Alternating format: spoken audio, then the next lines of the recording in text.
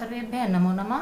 अहम मोनिका तालियान अपनी संस्कृत व्याकरण की शुरुआत कर रहे हैं, जो हमारी एनसीईआरटी और सीबीएसई बोर्ड की संस्कृत है।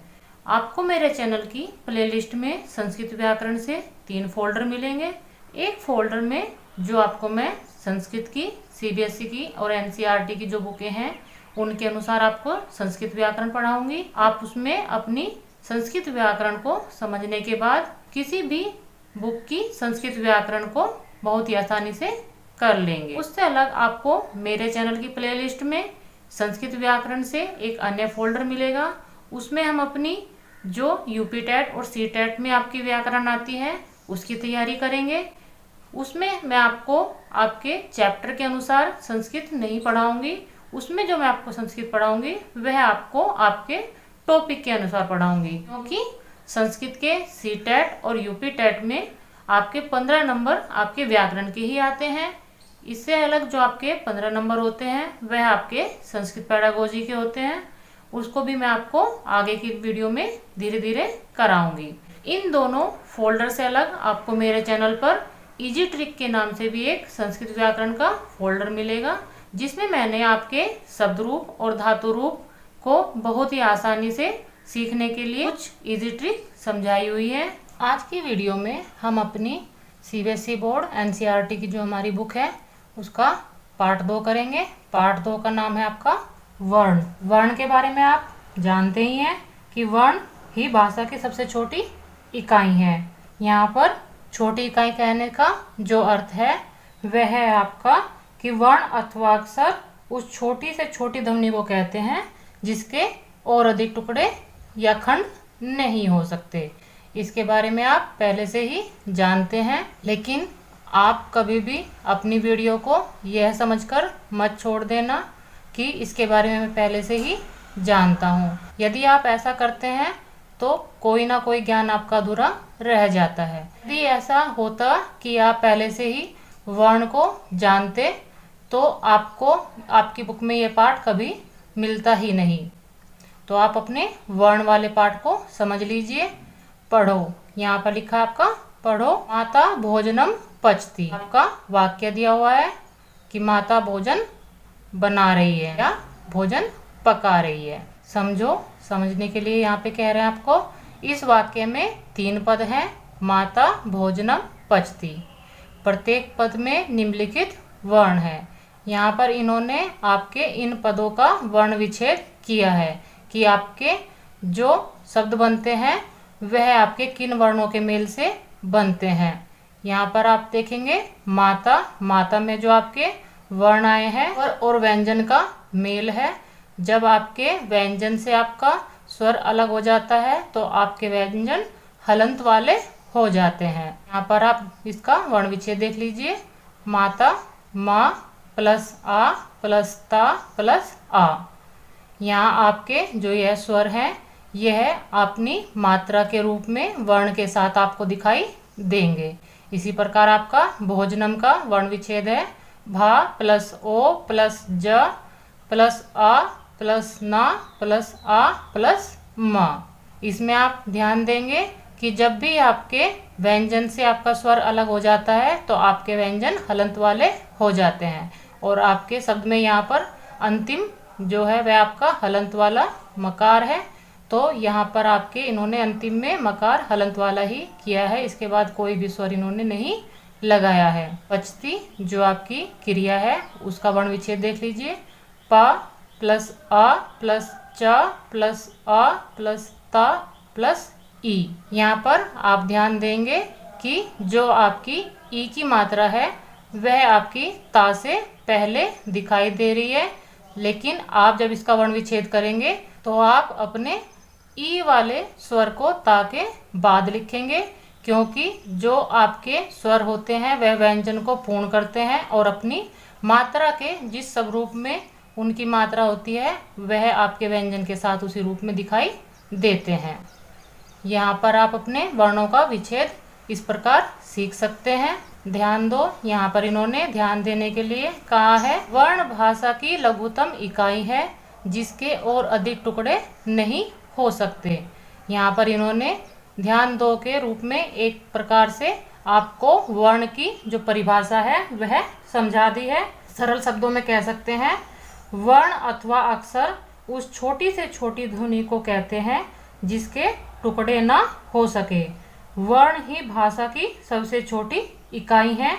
जैसे इन्होंने यहाँ पर वर्ण विच्छेद में समझाया है, प, आ, च, अ, त, ई, ये है आपके सभी वर्ण हैं। यहाँ पर इन्होंने आपकी वर्णमाला दी हुई है। किसी भी भाषा के वर्णों के व्यवस्थित समूह को वर्णमाला कहते हैं। व्यवस्थित समूह कहने से अर्थ है कि उनका एक क्रम होता है जिस क्रम में आपके वर्ण आते हैं। यह आपका संस्कृत वर्णमाला इन्होंने यहाँ पर समझाई हुई है। संस्कृत की वर्णमाला आपकी हिंदी की वर्णमाला के ही समान होती है, लेकिन इसमें जो आपके व्यंजन होते हैं वह आपके हलंत्य की हलंत वाले होते हैं। आप अपने स्वर देख लीजिए पहले, आ, ई, उ, री, ए, आई, ओ, औ। इस प्रकार आप अपने स्वर का उच्चारण करेंगे। जो आपके ह्रस्व स्वर है उसमें आपका बहुत ही कम समय लगता है, जैसे आपका अ, इस प्रकार। लेकिन जो आपके दीर्घ स्वर है वह आपके ह्रस्व स्वर से 2 गुना समय लेते हैं, जैसे आपका आ। इस प्रकार आप अपने स्वर का उच्चारण करेंगे। यहाँ पर आपके व्यंजन लिखे हुए हैं, इनको भी आप समझ लीजिए। व्यंजन में जब तक आपके स्वर नहीं मिलते हैं तो वह आपके हलंतीय ही रहते हैं, लेकिन जब उनसे आपका स्वर का मेल हो जाता है तो आपके व्यंजन से हलंत हट जाता है और वह आपके पूर्ण रूप में आपको दिखाई देते हैं। जो आपका आ स्वर है वह आपके व्यंजन को पूर्ण करता है। अन्य जो आपके स्वर हैं वह अपने मात्रा के रूप में आपको व्यंजन में दिखाई देते हैं। आप एक बार इनका भी उच्चारण कर लीजिए। क, ख, ग, घ, ञ, च, छ, ज, झ, ञ, ट, ठ, ड, ढ, न, त, थ, द, ध, न, प, फ, ब, भ, म, य, र, ल, व, श, स, ह। वर्णों के भेद, यहाँ पर इन्होंने वर्णों के भेद बताए हैं जो आप अभी यहाँ पर देख चुके हैं। वर्ण मुख से निकली ध्वनि है, इसी आधार पर इसके 2 भेद हैं, स्वर और व्यंजन को हम विस्तृत रूप से अभी देखेंगे। यहाँ पर आपका स्वर, जो हमने अभी स्वर और व्यंजन पढ़े हैं, इनको यहाँ पर इन्होंने विस्तार से समझाया है। स्वर वे वर्ण हैं जिनका उच्चारण बिना किसी अन्य वर्ण की सहायता के होता है। इसका उच्चारण स्वतंत्र रूप से होता है, जैसे आ, ई, री आदि। मात्रा काल इन्होंने समझाया है। स्वर के उच्चारण में लगने वाले समय को मात्रा काल कहते हैं। जिस प्रकार मैंने आपको भी समझाया था कि जो आपके ह्रस्व स्वर होते हैं वह आपके कम समय लेते हैं और जो आपके दीर्घ स्वर होते हैं वह आपका कुछ अधिक समय लेते हैं या ह्रस्व स्वर से 2 गुना समय लेते हैं। उनको इन्होंने यहाँ पर मात्रा काल कहा है। स्वर के भेद, उच्चारण की दृष्टि से स्वर के 3 भेद हैं। उच्चारण की दृष्टि से कहने का अर्थ है कि जो उनमें लगने वाला समय है उसमें जो उच्चारण होगा वह आपके यहाँ पर 3 भेद में इन्होंने समझाया है। ह्रस्व स्वर, दीर्घ स्वर, प्लुत स्वर। ह्रस्व स्वर जो है आपका उसको यहाँ पर समझ लेते हैं। बोल कर देखो, यहाँ पर इन्होंने बोलकर देखने के लिए कहा है कि आपके जो ह्रस्व स्वर होते हैं उनमें आपका कितना समय लगता है, यह आपको बोलकर देखना है। अ, ई, उ, री, इनके उच्चारण में बहुत कम समय अर्थात 1 मात्रा का समय लगता है, इसलिए इन्हें ह्रस्व स्वर कहते हैं। संस्कृत में ह्रस्व स्वर आपके 5 होते हैं। वह कौन कौन से हैं? अ, ई, उ, री। यहाँ पर आपके दीर्घ स्वर इन्होंने समझाए हैं कि बोलकर देखो। यहाँ पर आपके दीर्घ स्वर दिए हुए हैं, आ, ई, उ आदि। इनके उच्चारण में ह्रस्व स्वरों की अपेक्षा 2 गुना अर्थात 2 मात्रा का समय लगता है। ये संख्या में 8 हैं। वह आपके 8 कौन कौन से हैं यहाँ पर इन्होंने दिया हुआ है, उनका भी हम उच्चारण करके देख लेते हैं। आ, ई, उ, री, ए, ऐ, ओ, औ। इसी प्रकार आपके प्लुत स्वर हैं। प्लुत स्वर के बारे में इन्होंने दिया है, ऐसे स्वरों के उच्चारण में ह्रस्व स्वरों की अपेक्षा 3 गुना अर्थात 3 मात्रा का समय लगता है। इसे प्रदर्शित करने के लिए स्वर के साथ 3 का अंक लिखा जाता है, जैसे ओम। यह वाला जो आपका शब्द है सामान्य रूप से आपको अब देखने में नहीं मिलता है। अब हम अपने सामान्य जीवन में प्लुत स्वर का प्रयोग नहीं करते। यह आपको केवल आपके वेदों में या जो आपकी पुरानी संस्कृत की बुकें हैं उनमें आपको देखने को मिलता है। अब इसका प्रचलन आपका समाप्त हो चुका है। स्वर वाले भाग को करने के बाद हम अपने वर्णमाला के व्यंजन वाले भाग को भी कर लेते हैं। बोल कर देखो, यहाँ पर आपके व्यंजन दिए हुए हैं, क, ख, ग, घ आदि। समझो, समझने के लिए यहाँ पर आपको समझाया है। इन वर्णों का उच्चारण अ स्वर की सहायता से किया गया है। यदि इनमें से अ को हटा दिया जाए तो इनका स्वरूप आपका हलंतीय हो जाएगा। जैसे अब आपको पहले भी मैंने समझाया था कि जो आपके व्यंजन होते हैं संस्कृत में वह आपके हलंत वाले होते हैं जब तक उनमें कोई भी स्वर ना मिले। आ स्वर से अलग जो आपके व्यंजन का स्वरूप होगा वह यहाँ पर इन्होंने दिखाया है। ध्यान दो, जिन वर्णों का उच्चारण स्वरों की सहायता से किया जाता है उन्हें व्यंजन कहते हैं। इनकी संख्या 33 है। यहाँ पर इन्होंने ध्यान दो कहने के साथ साथ आपके व्यंजन की परिभाषा भी आपको यहाँ पर बता दी है कि व्यंजन जो है आपके जिन वर्णों के उच्चारण स्वर की सहायता के बिना संभव नहीं होते वह आपके व्यंजन कहलाते हैं। व्यंजन के भेद, यहाँ पर इन्होंने व्यंजन के भेद बताए हैं। उच्चारण की विविधता के आधार पर व्यंजन के 3 भेद किए गए हैं। उच्चारण के आधार पर जैसे आपके स्वरों में आपकी मात्रा के आधार पर 3 भेद किए गए थे कि उनमें कितना समय लगता है, तो यहाँ पर आपके उच्चारण की विविधता इन्होंने दिखाई है कि जो आपके व्यंजन है वह किस प्रकार कहाँ से उच्चरित होते हैं। इसमें आपके भाग हैं स्पर्श व्यंजन, अंतस्थ व्यंजन, ऊष्म व्यंजन। स्पर्श व्यंजन के बारे में इन्होंने बताया है, जिन व्यंजनों के उच्चारण में जिह्वा मुख के किसी भी भाग को स्पर्श करती है वह आपके स्पर्श व्यंजन कहलाते हैं। इसको हम आगे अपने पाठ में अभी समझेंगे। यहाँ पर यह है स्पर्श व्यंजन के बारे में बता रहे हैं। जो आपके का से मा तक 25 स्पर्श व्यंजन कहे जाते हैं। का से मा तक आपके 25 स्पर्श व्यंजन है।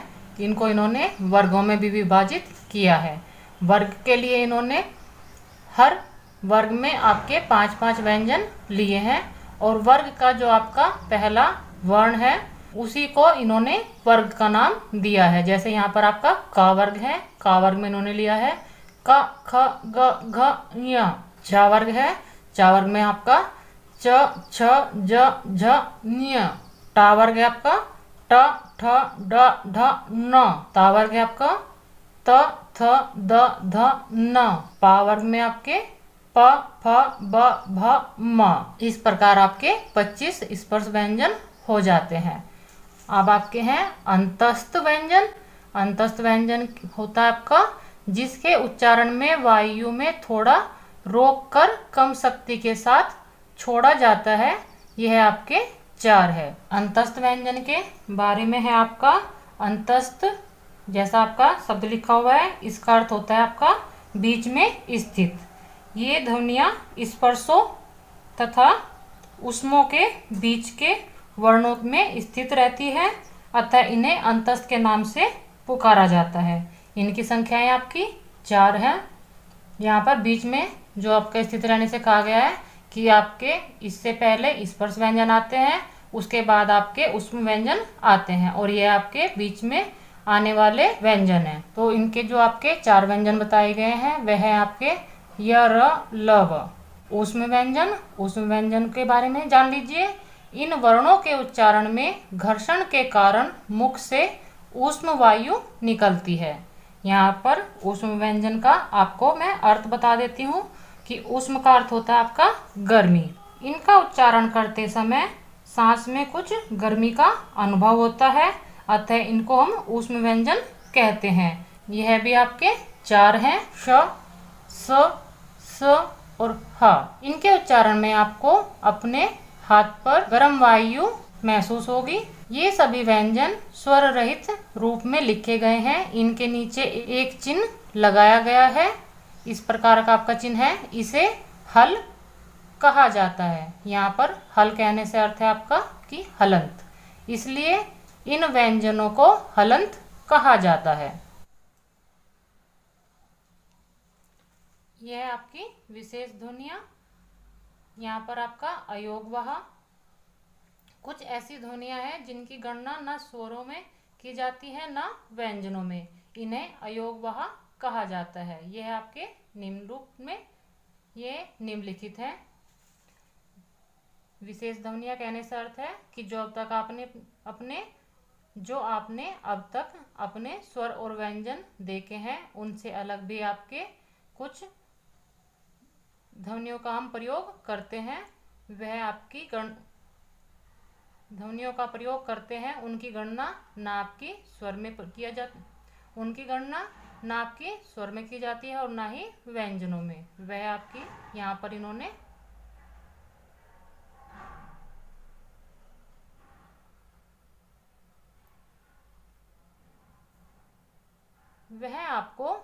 यहाँ पर दर्शाई गई, यहाँ पर आपको दिखाई है, इसको भी आप समझ लीजिए। अनुस्वार, अनुस्वार में आपने ध्यान दे, अनुस्वार आपका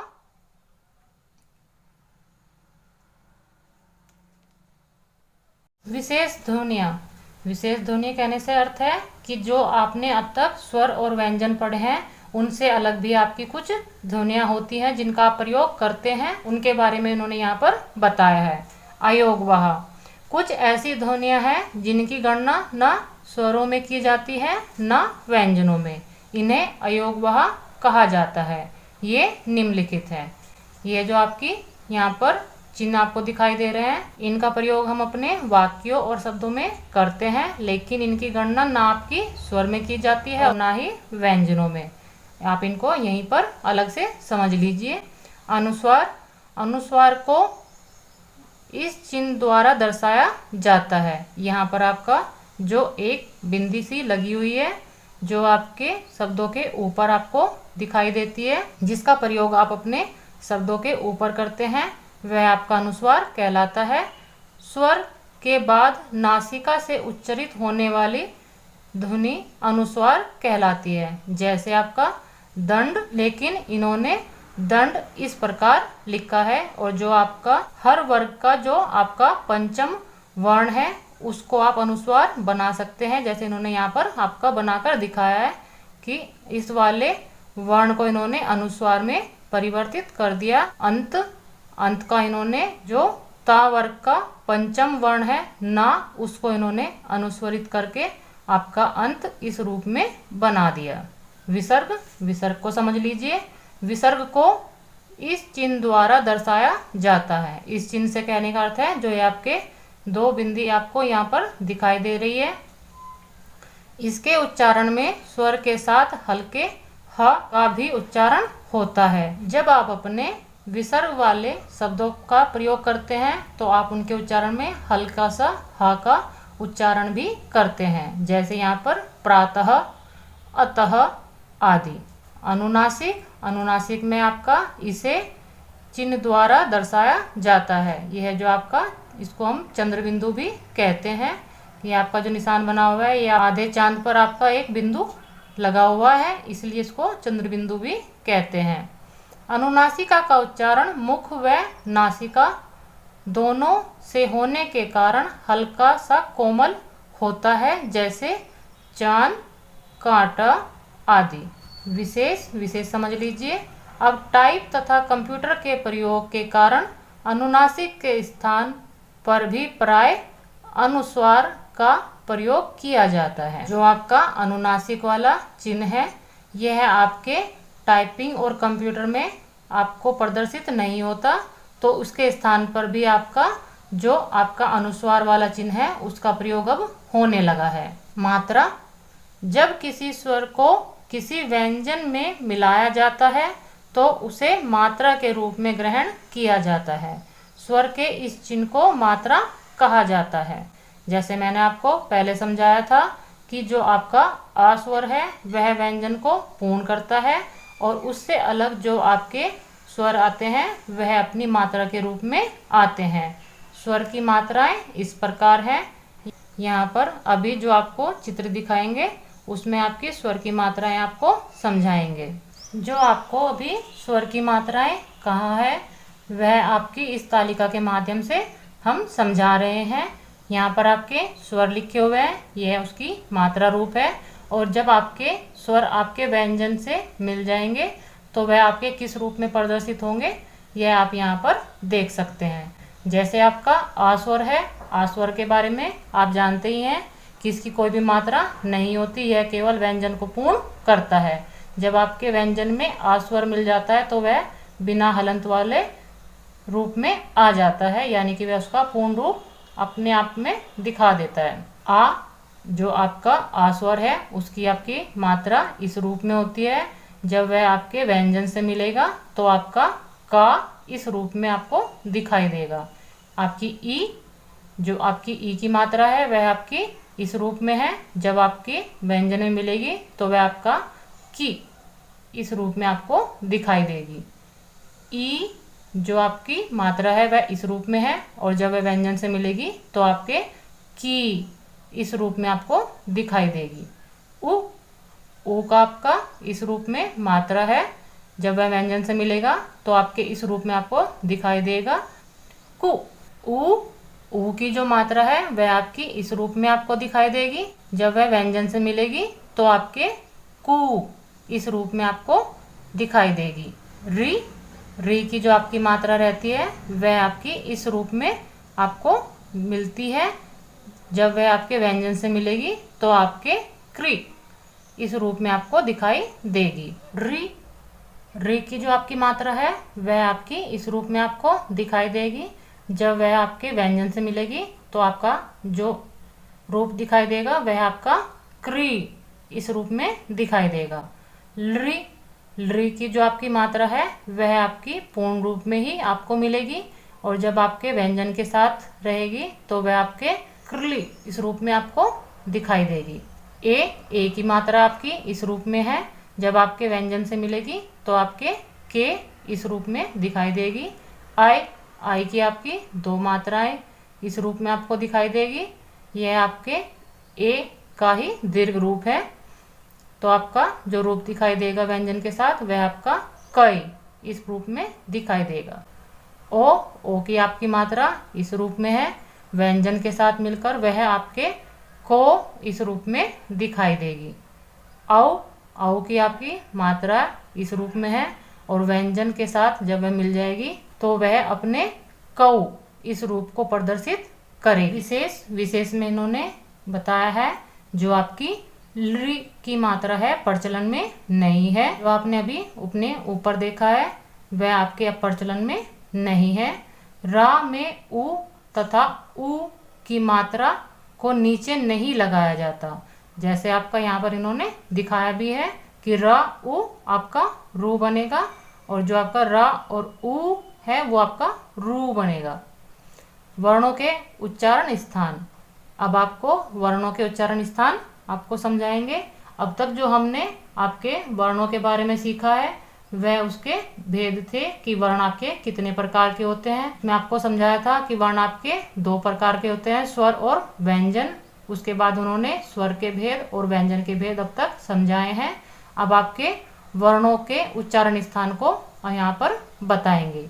जिस वर्ण का उच्चारण मुख के जिस भाग से किया जाता है वही उसका उच्चारण स्थान कहलाता है। इन्होंने यहाँ पर आपको एक तालिका के माध्यम से उच्चारण स्थान समझाए हुए हैं। यहाँ पर आपके उच्चारण स्थान में जहाँ आपका जिस वर्ण का उच्चारण होता है वह आपके लिखे हुए हैं। यह आपके स्वर है और यह आपके व्यंजन है। इसको आप इस प्रकार समझ लीजिए। कंठहा कि आपके जो कंठ आपका है उससे जो आपके व्यंजन उच्चरित होते हैं वह आपके कौन कौन से हैं।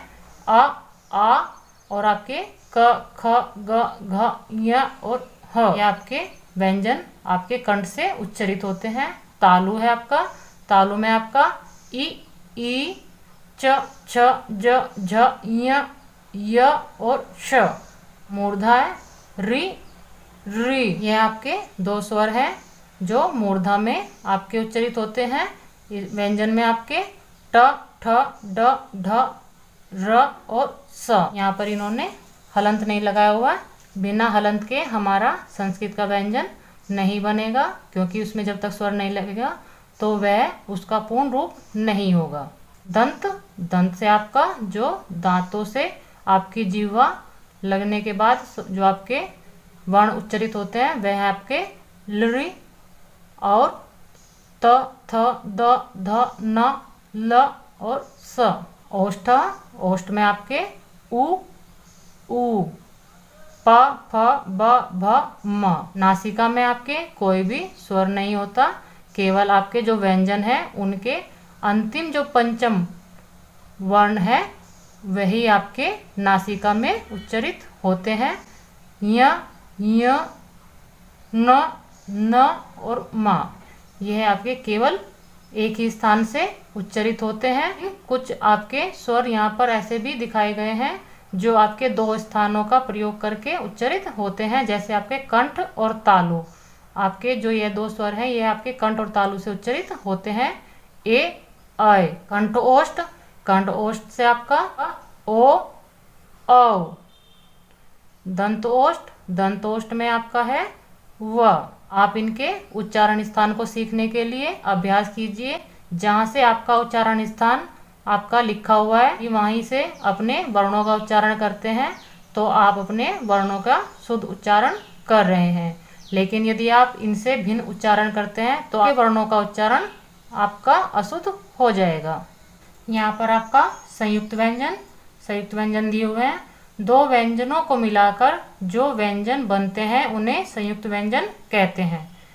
आपके 2 व्यंजनों के मेल से जब आपका एक अन्य व्यंजन बनता है तो आपका संयुक्त व्यंजन कहलाता है। इन्होंने यहाँ पर उदाहरण के रूप में दिया हुआ है आपका क और श से मिलकर आपका अक्ष, यह वर्ण बना है।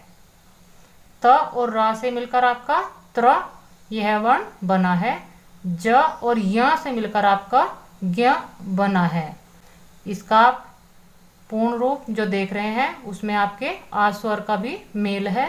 यहाँ पर इनसे जो बनने वाले शब्द हैं वह इन्होंने दिखाए हैं। क्षत्रिय, त्राण, ज्ञान। जैसे हमारे क्षेत्र में इसको ज्ञान ज्ञ से संबोधित करते हैं, किसी स्थान पर क्षेत्रीय प्रभाव से इसको ज्ञान भी कहते हैं। तो आप अपने क्षेत्र के अनुसार इसको प्रयोग कर सकते हैं। श्री और स्र में अंतर। यहाँ पर इन्होंने एक अन्य संयुक्त व्यंजन यहाँ पर दिखाया है जो आपके किन रूप से मिलकर बना है वह आप देख लीजिए। श्री है वह आपका श और री इस रूप से मिलकर श्रृंगार के रूप में आपका प्रयोग होता है। स्र, श्रा जो है आपका श और र 2 व्यंजनों के योग से मिलकर बनता है जो आपका श्रीमान इस रूप में प्रयोग होता है। वर्ण विच्छेद, यहाँ पर आपके वर्ण विच्छेद आपको समझाए जाएंगे कि पढ़ो। यहाँ पर आपका मानव शब्द दिया हुआ है, उसका इन्होंने यहाँ पर वर्ण विच्छेद करना बताया है। मा प्लस आ प्लस ना प्लस आ प्लस वा प्लस आ। नियम आपको पता ही है कि जब आपके व्यंजन से आपके स्वर अलग हो जाते हैं तो आपके व्यंजन में हलंत आ जाता है। समझने के लिए यहाँ पर कहा है किसी शब्दों के वर्णों को क्रम अनुसार पृथक करने की क्रिया वर्ण विच्छेद कहलाती है। क्रम अनुसार से मतलब है कि जिस क्रम में वह आए हुए हैं उसी क्रम में उनको अलग करना होता है। वर्ण संयोजन, वर्ण संयोजन है आपका अ प्लस मा प्लस बा प्लस आ, यह आपका शब्द बनेगा अम्बा। जिस प्रकार आपने अब तक अपने वर्ण विच्छेद किए हैं कि आप अपने शब्दों को अलग अलग करके लिखेंगे, उसी प्रकार आपका वर्ण संयोजन होता है कि आप अपने वर्णों को जोड़ के एक शब्द बनाएंगे। विभिन्न वर्णों को व्यवस्थित रूप से जोड़कर सार्थक शब्द बनाने की क्रिया वर्ण संयोजन कहलाती है। यह आपके वर्ण विच्छेद का ही विलोम रूप है। वर्ण विच्छेद में आपके शब्द को वर्णों में विभाजित किया जाता है और वर्ण संयोजन में आपके विभाजित हुए वर्णों को एक शब्द रूप दिया जाता है। यहाँ पर उन्होंने कहा है सार्थक शब्द। यह भी आपको ध्यान रखना है कि आप कोई भी वर्णों का योग करके एक शब्द तो बना सकते हैं, लेकिन वह आपका वर्ण संयोजन तब तक नहीं होगा जब तक वह आपका सार्थक शब्द ना हो। यहाँ आप अपने अभ्यास कार्य देख लीजिए। यह जो आपका अभ्यास कार्य है यह आपके इस पाठ के अनुसार ही है। इस अभ्यास कार्य से आप अपने पाठ में जो आपने अब तक पढ़ा है उसका अभ्यास कर सकते हैं। यदि आपकी संस्कृत की अन्य कक्षा की पुस्तक है तो उसमें आपका अभ्यास कार्य भिन्न रूप से हो सकता है, लेकिन आप अपने उस अभ्यास कार्य के प्रश्नोत्तरों को भी अपने पाठ के अनुसार दे सकते हैं, क्योंकि आपने अपना पाठ बहुत ही अच्छे से समझा है। यहाँ आपका प्रश्न है स्वर के कितने भेद हैं, नाम लिखो। यहाँ पर आपके स्वर के 3 भेद होते हैं। वह कौन कौन से हैं उनके नाम मैंने यहाँ पर आपके लिखे हुए हैं। ह्रस्व स्वर, दीर्घ स्वर और प्लुत स्वर। व्यंजन के कितने भेद हैं, उदाहरण सहित लिखो। व्यंजन के भी आपके 3 भेद होते हैं। उदाहरण सहित लिखने का जो इन्होंने कहा है वह मैंने आपके यहाँ पर लिखे हुए हैं।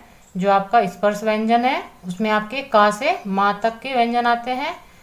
अंतस्थ जो व्यंजन है उसमें आपके या र ल व आते हैं, और जो आपके ऊष्म व्यंजन है उसमें श स और ह आते हैं। यहाँ पर आपकी प्रश्न संख्या 3 है। निम्नलिखित के सामने उच्चारण स्थान लिखो। यह जो आपके इन्होंने व्यंजन दिए हुए हैं इनके सामने इनके आपको उच्चारण स्थान लिखने हैं। यह आप अपने उच्चारण स्थान वाले भाग से सीख ही चुके हैं। वैसे भी मैंने आपका यह कार्य किया हुआ है कि का उच्चारण स्थान आपका कंठ है, इस रूप से आपका प्रयोग होता है। प्रश्न संख्या 4 है आपकी। अक्षर त्र और ज्ञ के 2-2 उदाहरण लिखो। अक्षर त्र और ज्ञ जो लिखे हुए हैं इनके उन्होंने एक एक उदाहरण दिया हुआ है। अन्य में आपके यहाँ पर लिखे हुए हैं, आप उनको भी देख लीजिए। ये आपका क्षत्रिय, पत्र और ज्ञान इस रूप में इन्होंने दिए हुए हैं। इनके मैंने आपके कक्षा, शिक्षा, अत्र, तत्र, आज्ञा और यज्ञ इस रूप में लिखे हुए हैं। प्रश्न संख्या 5 है आपकी। निम्नलिखित का वर्ण विच्छेद कीजिए। यहाँ पर यह कार्य मैंने आपका किया हुआ है। विच्छेद को समझाने के लिए मैंने आपके एक शब्द को छोड़ा हुआ है कि हम उसका वर्ण विच्छेद यहाँ पर करना सीख सके। इस शब्द में जो आपका वर्ण आएंगे वह है आपका मा हलंत वाला प्लस आ प्लस दा हलंत वाला प्लस आ प्लस ना हलंत वाला और आपका अ स्वर। इस प्रकार आप अपने इस शब्द का भी वर्ण विच्छेद करके आप अपने सभी वर्ण विच्छेद को इसी प्रकार करना सीख सकते हैं। जिस प्रकार आपका वर्ण विच्छेद यहाँ पर करना सिखाया है, इसी प्रकार आपका प्रश्न संख्या 6 है। निम्नलिखित वर्णों का संयोजन कर शब्द बनाइए। यह जो आपके इन्होंने वर्ण दिए हुए हैं इनसे आपको जोड़कर अपने शब्दों को बनाना है। यह कार्य भी मैंने आपका किया हुआ है। वर्ण संयोजन करने का सबसे अच्छा तरीका है कि आप अपने वर्णों को यहाँ पर लिखते रहिए और उन वर्णों को आप काटते रहिए। इसको हम करके एक बार देख लेते हैं। जैसे आपका शब्द है बा को आप यहाँ से कट करने के बाद यहाँ पर लिख लीजिए। आ का आपका स्वर है तो आप उसको मात्रा के रूप में लिख लीजिए। उसके बाद आप इसको काट दीजिए। यहाँ पर आपका ला है, ला आप काटने के बाद यहाँ पर लिख लीजिए। इस पे जो आपकी ई की मात्रा आई है उसको यहाँ पर लिखने के बाद आप इसको भी काट दीजिए। यहाँ पर आपका का वर्ण है उसको आप यहाँ पर लिखने के बाद काट दीजिए, और इसमें जो आपका आ स्वर आया है उसको यहाँ पर मात्रा के रूप में करने के बाद आप इसको भी काट दीजिए। इस प्रकार आप यदि वर्ण संयोजन करेंगे तो संयोजन होने के बाद जो शब्द बनेगा उसमें कोई भी गलती आपको नहीं मिलेगी। आप इसका अपने आप भी अभ्यास कर सकते हैं। यहाँ पर आपका वर्ण वाला पाठ 2 समाप्त हो जाता है। आपकी जो पुस्तक है वह आपकी इससे भिन्न हो सकती है, लेकिन जो वर्ण आपके पाठ आएगा वह आपका सभी इन्हीं प्रकार होगा। तो आप अपने इस पाठ को समझकर अपनी सभी पुस्तकों का कार्य कर सकते हैं और अपने प्रश्नों का उत्तर बहुत ही आसानी से दे सकते हैं। मिलते हैं अगली वीडियो में। सर्वेभ्य नमो नमः।